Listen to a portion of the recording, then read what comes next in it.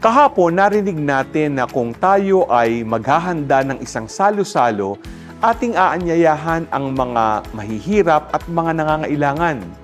Sa Ebanghelyo naman natin ngayong araw, isinalaysay ni Jesus ang isang talinghaga tungkol sa isang malaking piging na kung saan ang Panginoon ay inanyayahan ang lahat na dumalo at makisalo.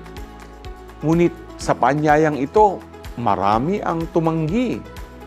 Makikita natin na ang piging at handaan na tinutukoy ni Jesus dito ay ang kaharian ng Diyos. Tayong lahat ay inaanyayahan ng Panginoon na makisalo sa kanyang piging ng pag-ibig, ang piging na kung saan ginugunita natin ang kaligtasang ating makamtan. Kaya kapag inaanyayahan ka ng ating Panginoon sa iba't ibang aspeto ng buhay mo, hamon kung paano tayo tutugon sa kanyang tawag. Nais sa atin ngayon ng ating Panginoon na kung tayo'y tinatawag niya sa kanyang piging, ituring natin itong privilege na makasama natin siya sa kanyang kaharian.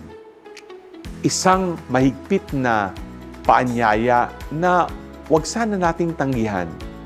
Ikaw, handa ka bang tumugon sa paanyaya ni Jesus na dumalo sa piging na kanyang inihanda sa kaharian ng Diyos?